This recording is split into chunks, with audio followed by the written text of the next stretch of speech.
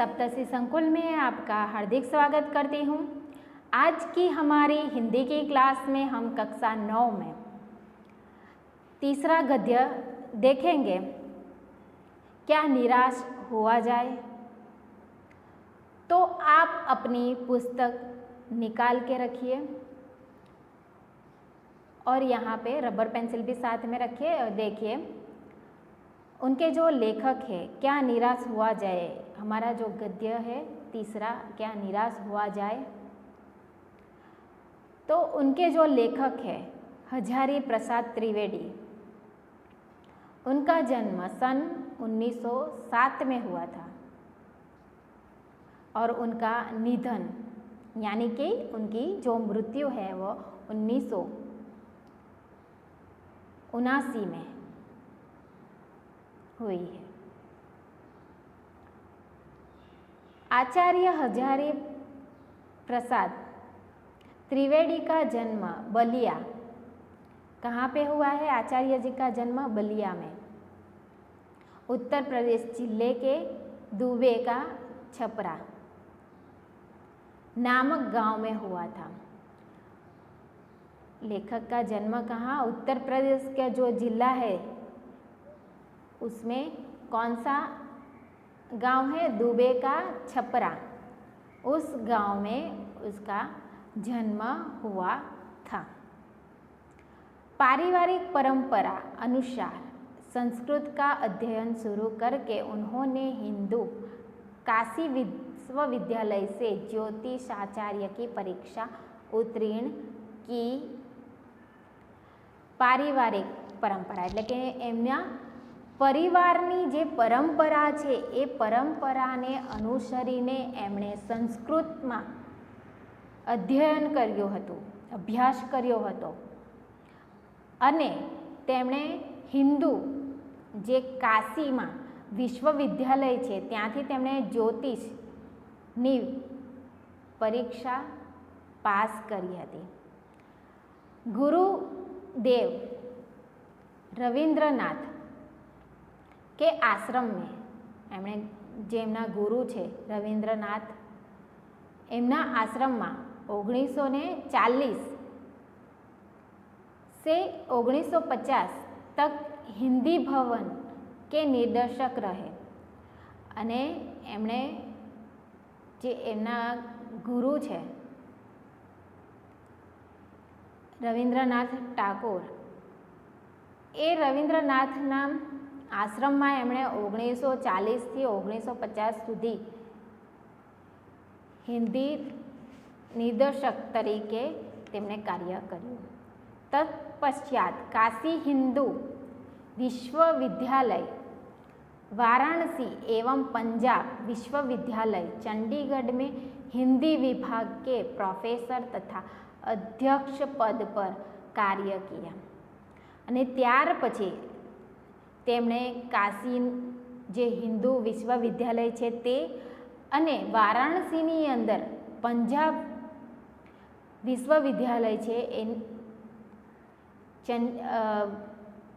ચંડીગઢમાં તેમણે હિન્દી વિભાગના પ્રોફેસર તરીકે અને તેના अध्यक्ष तरीके તેમણે કાર્ય કર્યું। भारत सरकार ने उन्हें पद्म भूषण की उपाधि से सम्मानित किया અને ભારત સરકારે તેમને પદ્મ ભૂષણ થી सम्मानित કર્યા હતા।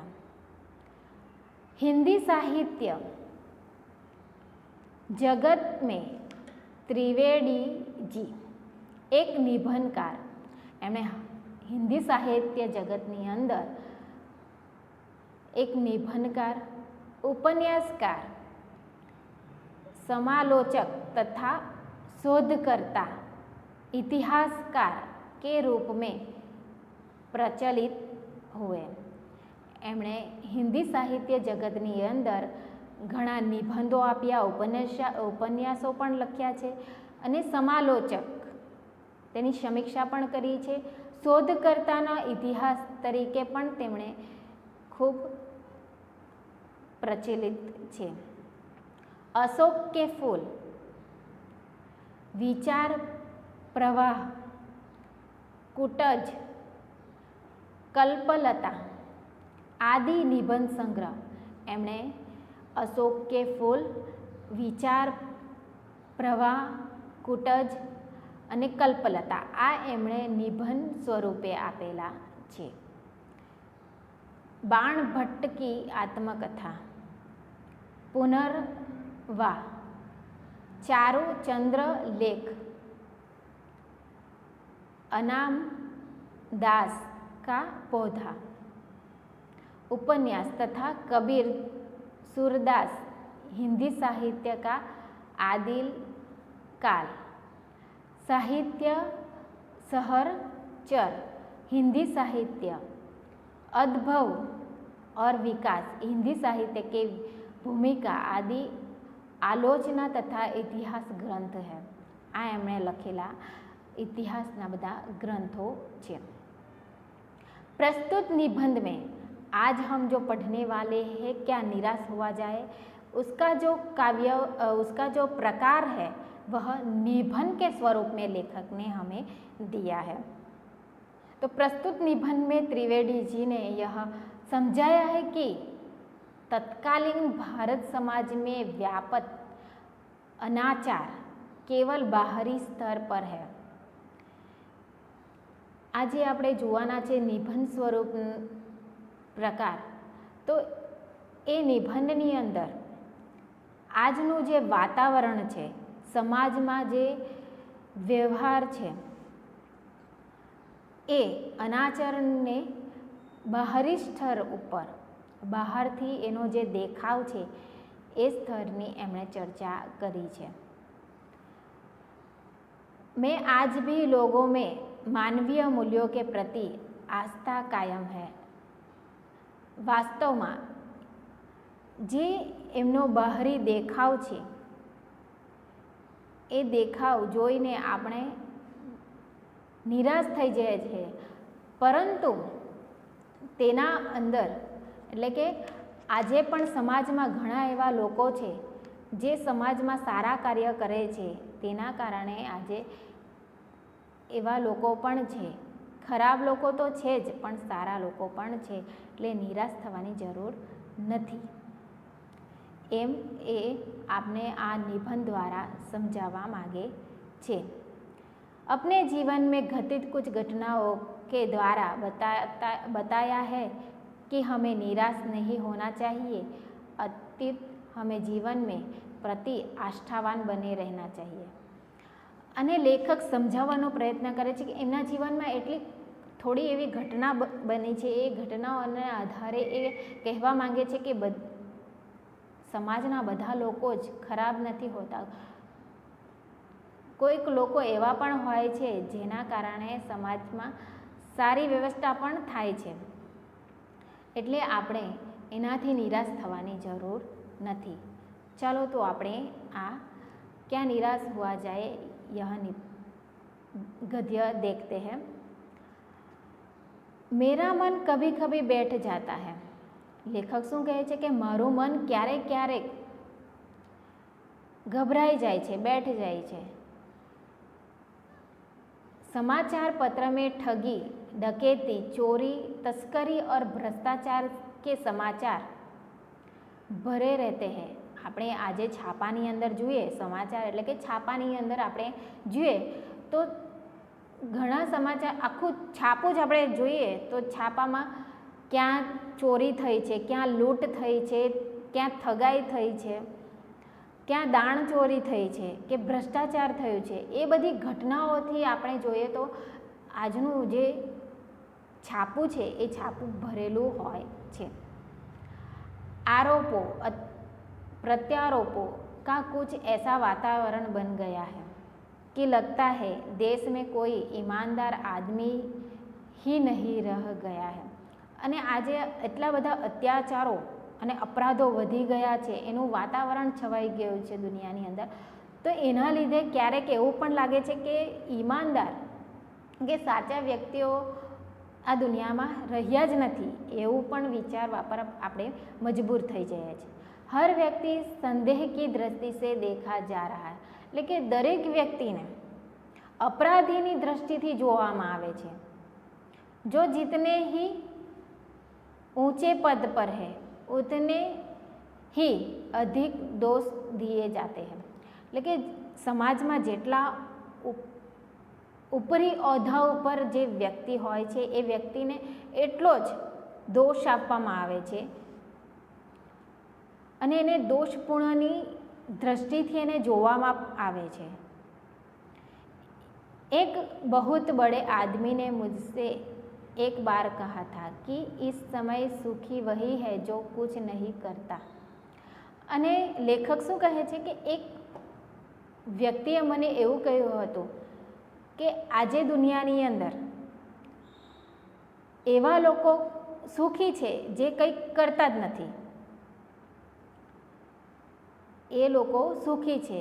જો कुछ भी करेगा उसमें लोग दोष खोजने लगेंगे। અને જે લોકો પૂરી મહેનત કરે છે, ઈમાનદારીથી પૂરી મહેનત કરે છે, એ લોકો ક્યારે સફળ થતા નહીં અને જો એ સફળ થાય તો લોકો એના અંદર दोष શોધવાનો પ્રયત્ન કરે છે। उसके सारे गुण भूल जाए दिए जाएंगे। અને એના અંદર જે ખૂબી રહેલી છે, એના જે ગુણ રહેલા છે એ બધા ગુણ એ લોકો ભૂલી જશે। જો એને ઊંચો હોદ્દો જો પ્રાપ્ત થાય તો એના અંદર જે ખૂબી રહેલી છે એ લોકો શું થશે, ભૂલવા લાગશે અને એના અંદર બધી દોષો જ જોશે। दोषों को बढ़ चढ़कर दिखाए जाने लगेगा। અને એના અંદર જે દોષો છે એ દોષને વધારે ચડાવીને લોકો સમક્ષ લોકો એને उपस्थित करवा लागसे। दोष किसी में नहीं होते, यही कारण है कि हर आदमी दोष अधिक दिख रहा है। અને બધા લોકોની અંદર દોષ હોતા નથી, બધા લોકો ખરાબ હોતા નથી અને એ જ કારણ છે કે બધા કંઈક ને કંઈક ખામી બધાની અંદર શોધી રહે છે, બીજા વ્યક્તિની અંદર કંઈક ને કંઈક ખામી શોધી રહે છે, એ એમની ખામી છે। ગુણી કમ યા બિલકુલ ही नहीं है। એટલે ગુણવાર જે લોકો છે એ થોડા છે કે પછી છે જ નહીં। स्थिति अगर ऐसी है तो निश्चय ही चिंता का विषय है। એટલે કે પરિસ્થિતિ આવી હોય કે ગુણવાન વ્યક્તિ છે તે પણ થોડા છે કે પછી ગુણવાન વ્યક્તિ છે જ નથી, જો આવી સ્થિતિ હોય તો એ સ્થિતિ ચિંતાનો વિષય બની શકે છે। क्या यही भारतवर्ष है કે આ ભારતનું ભવિષ્ય છે? इसका सपना तिलक और गांधी ने देखा था। એટલે કે મહાત્મા ગાંધીજી और લોકમાન્ય જે તિલક છે એમણે જે સપનું જોયેલું હતું એ સપનું ભારત છે આ। रविंद्रनाथ ठाकुर और मदन मोहन मालवीय का महान संस्कृत सभ्य भारतवर्ष किसी अतीत से गहरा में डूब गया है। એટલે કે જે રીતે રવિન્દ્રનાથ ટાગોર અને મદન મોહન માલવીય કા મહાન સંસ્કૃતમય એનું જે આદર્શનું ભારત હતું એ ભારત આજે અતીત સચ્ચાઈનું જે ભારત હતું એ આજે અતીતમાં ડૂબી ગયું છે। આર્ય और દ્રવ્ય એટલે કે આર્ય સમાજ અને દ્રવ્ય સમાજ, हिंदू और मुस्लिम, यूरोपीय और भारतीय आदर्शों की मिलन भूमि એટલે કે આર્ય અને દ્રવ્ય સમાજ, હિન્દુ અને મુસ્લિમ, યુરોપીય અને ભારતીય આદર્શો એટલે કે યુરોપ એટલે કે વિદેશી અને ભારતના જે આદર્શો છે એના બંનેના મિલનથી આ મહાન માનવ સમુદ્ર ક્યાં સુખી ही ગયા હે, એટલે કે એ બંનેનું આ મિલનથી જે સમુદ્ર બન્યું હતું એ માનવ સમુદ્ર આજે સુખાઈ ગયું છે. મેરા મન કહેતા હૈ એસા હો નહીં શકતા. અને લેખક શું કહે છે કે મારું મન કહે છે કે આવું ક્યારે થઈ શકે નહીં. हमारे महान मुनि ऋषियों ने सपनों का भारत है और रहेगा. અને આવું ક્યારે નહીં થાય. અને મારું માનવું એવું છે કે જે મારા ઋષિ મુનિઓનું સપનું હતું ભારતનું, જે રીતેનું ભારત એ રીતેનું છે અને રહેગા, એટલે કે રહેશે એવું હું માનું છું. તો વિદ્યાર્થી મિત્રો, આપણે અહીંયા સુધીનો પાઠ જોયો. હવે આગળનો પાઠ આપણે આગળના લેક્ચરમાં જોઈશું.